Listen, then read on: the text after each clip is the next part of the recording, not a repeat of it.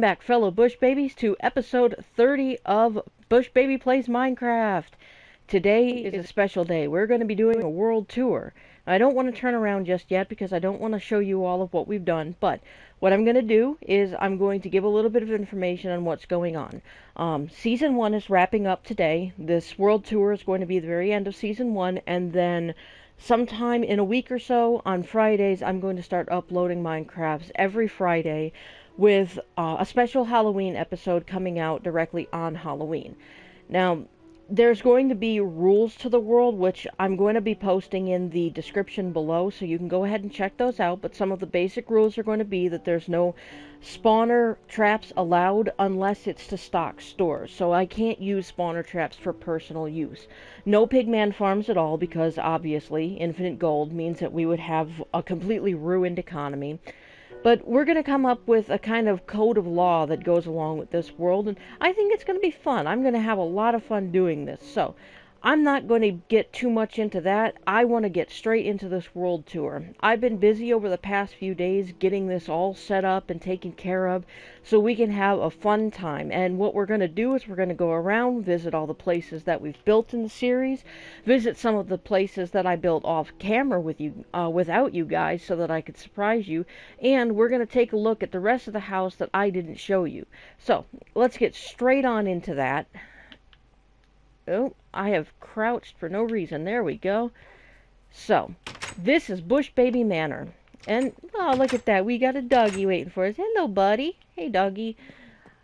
This is Bush Baby Manor. When you first come in, of course, you can hang up your coat or your hat or whatever it is that you might have, especially if it's a rainy day, you would have it. And this is the foyer, of course, decorated with just a few tables and some plants, kind of make it a little homey. If you're hungry, you come straight on into the kitchen and over to the refrigerator, where you can pick any of the food out of here. And of course, we have some ingredients in here. We have some delicious, tasty apples, even a few watermelons. We have some eggs, some cakes, and we're going to grab these cakes because those are going to come in handy later. And of course, you can come over to here and you can eat a few pieces of cake. Nom, nom, nom, nom. But of course, if you wanted something different, let's say we wanted to make a few pieces of bread to take along with us. We just come on over here to the kitchen island. And we can even watch TV while we're waiting for this to cook. And we make ourselves some tasty bread while we watch TV. So let's say we wanted a bigger meal, or we have a meal with a lot of people. Oh, doggy, what are you doing on the table? Come on, get down off of there. Come here. Come here. Come here, doggy. Good boy, don't sit on the table. That's bad. You picked up bad habits from the villagers. No. So, let's say we have guests over and we need to have a big place to eat. Well, here's the dining room, complete with a major window, with a great view out to some black sheep and some pretty jungle back there, where you can see all sorts of exotic animals that come out of there. We've already got the place set for a big dinner, and of course we have extra plates in case we needed them. Not that there would really be any room to put them on the table, but, you know, whatever. So, after dinner, if you wanted to come over and relax, or if you just wanted to come over to relax to begin with, you could sit with the doggy here on the sofa. Now, usually the fireplace is on, but of course we don't really want to leave it on when it isn't needed, and it's pretty warm out today, so fireplace just isn't needed today. But if you didn't want to sit on the sofa, you could sit right here on the bearskin rug and enjoy the fire during one of the cold days. And if you wanted to listen to some music, just pop in one of these music discs. Yay. We're just going to leave that running. We're going to come on into here, where we would conduct all of our business. This is the Bush Baby Mayor's office. Villagers can come in here and hold meetings with the mayor, which is me, of course. Anybody who is currently holding a meeting with the mayor sits right here, and anybody else who's waiting for their turn can sit over in one of these seats. And this seat can, of course, be moved in case cameras needed to be put here. That music is good. I think that's a great soundtrack to do this to. Alright, so let's just come on right on upstairs. Let's say you have to use the bathroom. Well, then you would come here into the master bathroom. Complete with a tub that can completely submerge you without drowning you. Hey everybody, I'm taking a bath. And of course, the toilet.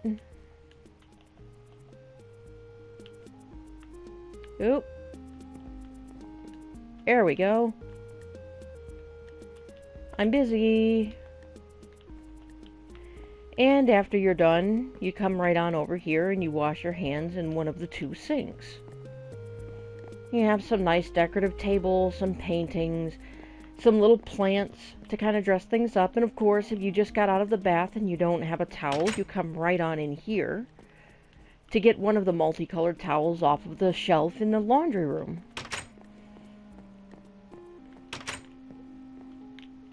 We'll close that.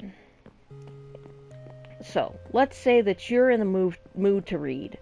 Well, then you can come right on over here into the library. This library has books that cover everything from fiction to law, all sorts of other things. You can sit at one of the big tables to study. You could come over here and study while looking out the window. I don't want to give you guys too much of a view of that because we're going to be going out there next. Or you could just come around and browse, or come over here and check out the world map. As we fill in more of the world, I'll be putting up more pieces of the map so that we can get a big world map later on. Now we move on to the master bedroom. Of course, it's not quite time to sleep yet. It's almost time to sleep, I think, but it's not quite time to sleep. But this is the master bedroom complete with a little doggy sitting on the bed. Hey there, doggy. You can see that I have a great love of pink and red because that's the theme of the carpet. We've got some shelves, all sorts of other stuff in here. Nice potted plants, a little bookshelf in case I wanted to check things out of the library. I could keep track of them just by coming over and putting them in my own personal little bookshelf. But let's say we have guests over and they're tired. Well, they can sleep in one of the two guest rooms. Now, the two guest rooms are themed, of course. We have the Enderman room. It has a little seat here. They can rest in bed while watching TV, or come over and read or work at the desk right here. Or they can take guest room B, which is, ta-da, the Creeper room. The Creeper room, of course, has the same thing as the Enderman room, a TV with a bed, seating, a desk, no bookshelves because, you know, they could just go right downstairs. But I might put a bookshelf in here just in case they wanted to check things out and they wanted to keep track of them. And of course, since we don't want them using the master bathroom and, you know, clogging it up, we've got a second bathroom upstairs, a guest bathroom just for guests. And of course, it's big enough for me to fit into without drowning. We have the toilet and two sinks. And since we couldn't fit a laundry room up here, we just have a shelf that has a bunch of towels on it.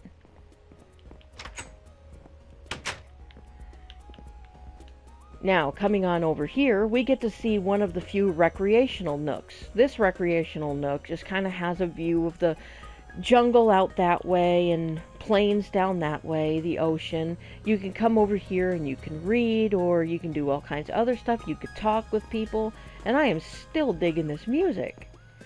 Or you can come to the bigger recreational nook, which really it's just a place where you can come and hang out. And you can look out over the jungle or the plains or whatever happens to be down there. All the horses, you can see the horses that came out of the jungle. Those are special jungle horses, of course. We all know about those. And then we have the second recreational nook over here that overlooks the mysterious mushroom islands with the nether portal on it. So the very last place we want to look at in this house before we go to sleep and then head on outside is the attic. The attic is sort of a background area. The attic is just the place where we keep everything else. All of the supplies before they get moved into a shop go here. And we've got dirt, we have monster items, sand, glass, old and some new equipment, in fact. All sorts of other things, all the way down to redstone. So, before it gets too dark, because this is a world played on hard, and we don't want anybody getting hurt, I'm going to go down, and I'm actually going to sleep in one of the guest rooms. They're comfortable enough for even me to want to sleep in. So I will see you guys in the morning. Good morning, everybody. Now, we're going to come right on downstairs. Oh, before we come downstairs, it would be a good policy to take a sword out with us. So we're going to go up and we're going to get Creeper Killer.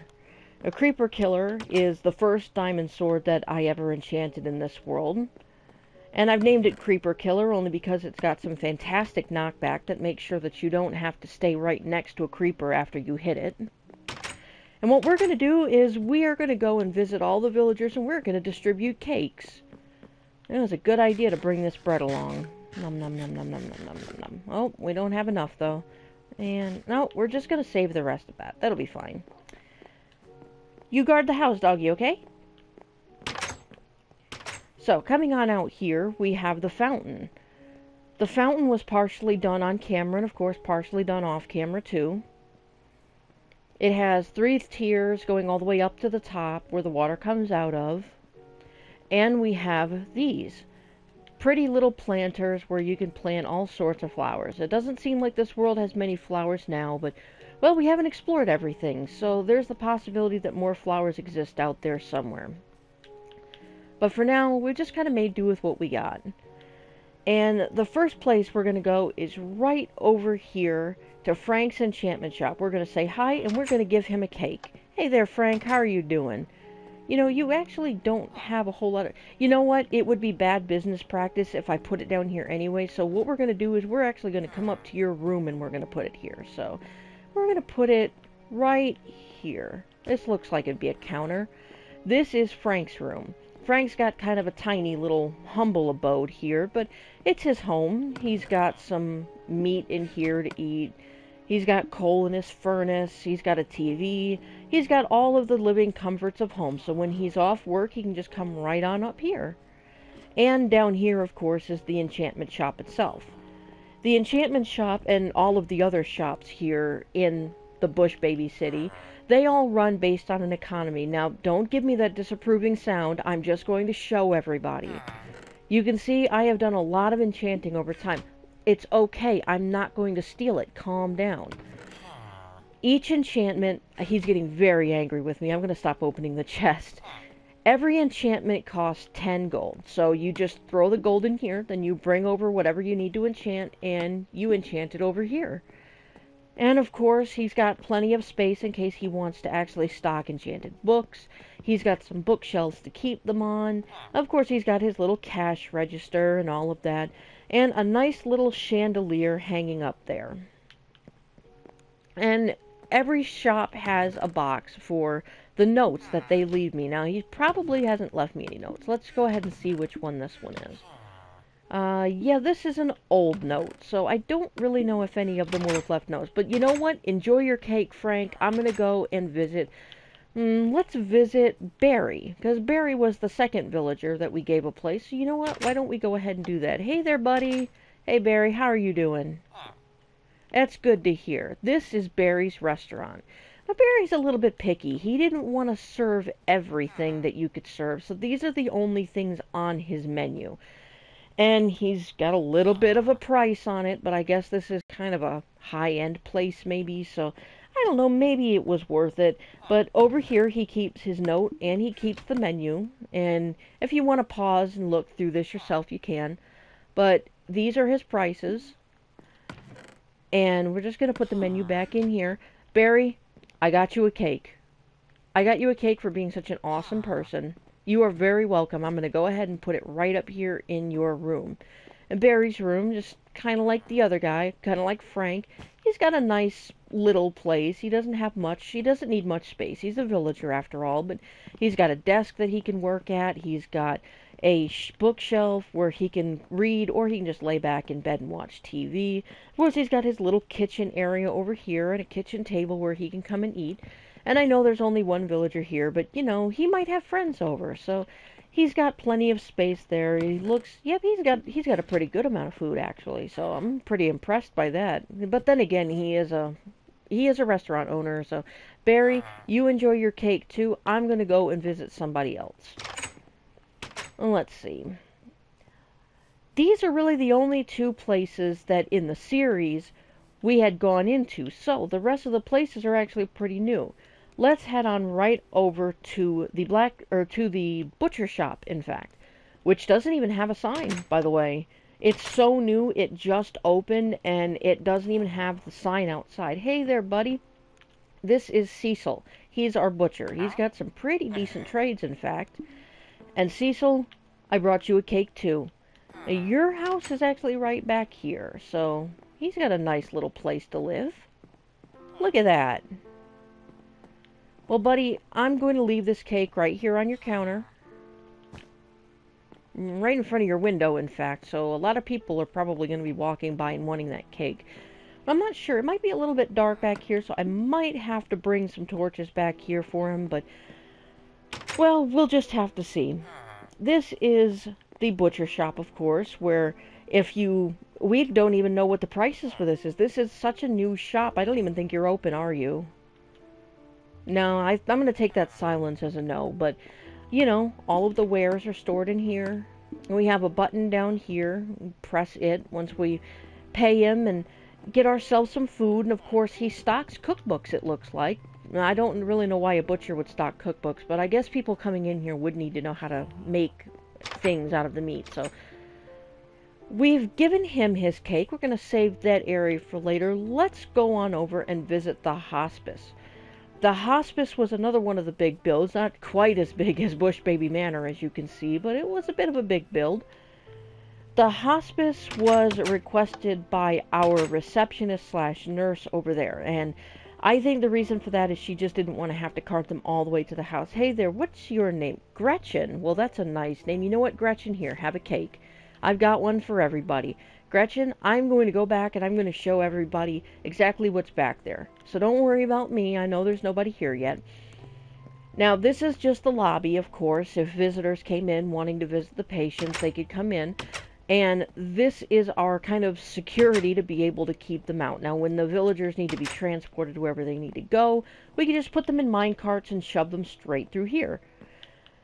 And that way, we don't have to worry about all of the villagers coming out. Now, I'm only going to visit one of the rooms on each floor and show a little bit, because all of the rooms are pretty much the same. But this is the day room, where villagers can sit and watch TV.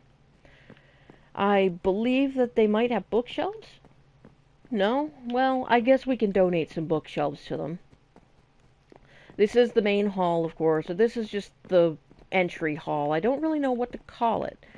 But it's just a kind of hall where you can come and hang out and talk and all of that. It has the stairs that goes up there.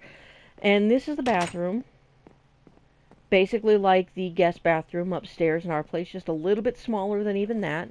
Again, fully submerged tub, toilet. Somebody left the toilet seat down. We're going to close that door, and we're going to come into the hall that has the rooms. And each room is pretty minimal. The villagers can decorate it if they want. Oh, look at that. They do have bookshelves. So they can decorate it however they want, but this is just their temporary room while they're recovering and waiting for their place to work.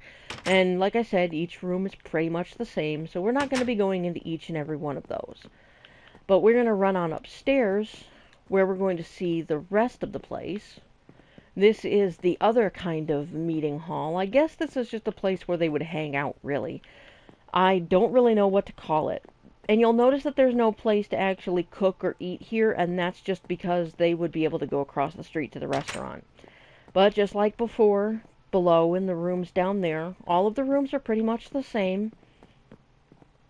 And the rooms on the end have these giant windows, so whoever gets those guys are pretty lucky. So I think we should move on from here and go and visit one of the other places. We're just going to leave that open for now. Alright, Gretchen, you enjoy your cake. I'm going to go visit somebody else. Now, this is the restaurant, of course. We're not even going to stop to kill the pig. We're just going to come right on in here to the clinic. The clinic is the first thing that we built and completed in our world. And it serves a big, important purpose. Hey there, Greta. I keep forgetting your names. Even with your names right above your head, I keep forgetting your names. You know what? I didn't give it to the villagers right downstairs, but you guys, you don't exactly have a room. So you know what? Enjoy your cake. Alright, so the clinic is a major part of our world. This is where the villagers come to get healed. This is, of course, the brewing area where we build up all of our cure stuff and put it all in the chests and stuff like that. And these are our 2 curing stations. Now, as the sun goes down, I'm probably going to be able to sleep right here. But what happens is, we lead a zombie in here, and we lead them straight through this room. We come out the back, they follow us through, and they get trapped in the room. Then we just break up the pressure plate, we throw a potion at them, we throw a golden apple at them, and they're cured. Well, within 5 minutes they're cured. The cure is not instant, I'm afraid, and it looks like it's bedtime again, so we're just going to go ahead and go to sleep. And after they're cured, they're going to be taken to the hospice, where of course they can recover. This is a circular hallway, so if you've watched the series, you know why. If we happen to accidentally miss the room, or we screw up and the villager zombie gets out, we can just loop him all the way back around and try again. So it's not that big a deal. Alright, now we're going to continue onward to... The school was a place that I gave a little bit of a hint toward, or I gave a little bit of a sneak peek into, but we haven't actually gone in here yet. So, that's what we're going to do this time. We're going to go on in here and say hello to Andrew. Now, Andrew doesn't seem to have a house. He doesn't have a ladder that leads up. And, do you just sleep here, buddy? Alright, I mean, if that's what you want. You know what, Andrew? Here, have a cake. Enjoy it. It's yours. You are very welcome, buddy. This is the school. This is where villagers will come to learn all about, well, whatever villagers need to learn about.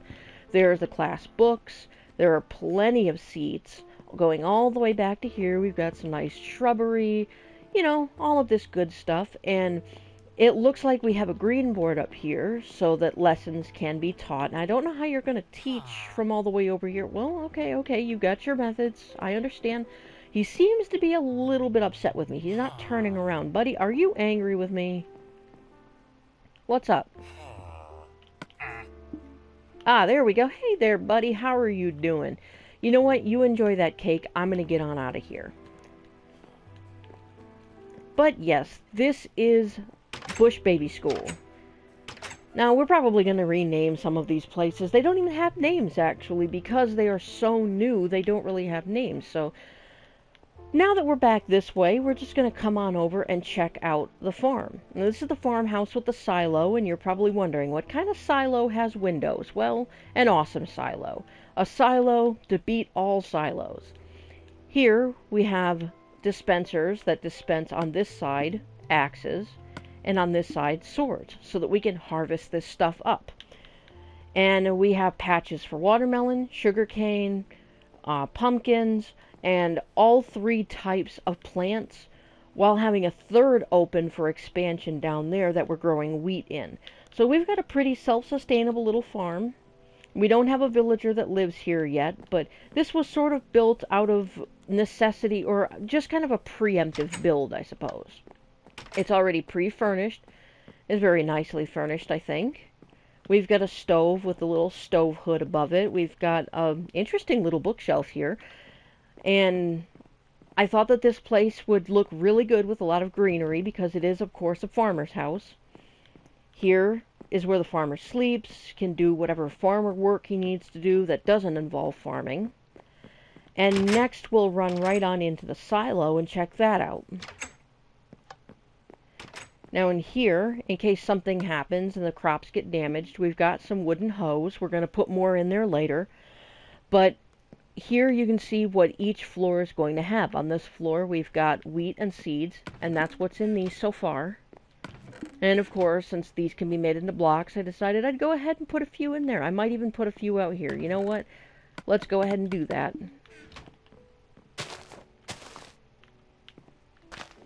There. And coming on up here, we've got the pumpkin and watermelon floor, as you can see over here. Pumpkins on this side, watermelons on this side, and we've got some decorating the area, just, you know, give us a little visual representation. Now, of course, it's a little bit different for potatoes and carrots, because you can't just put those out, but, of course, that's what's on this floor, potatoes and carrots. And on this floor is nothing but sugarcane. We've got a lot of sugarcane there, and we've got a lot of sugarcane there.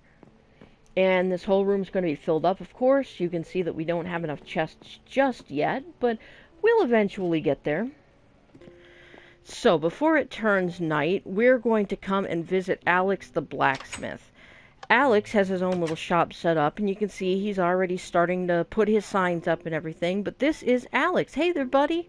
How are you doing? I have a present for you, but I'll get to that afterwards. This is his forge. Here is the anvil, of course. Here's his workbench.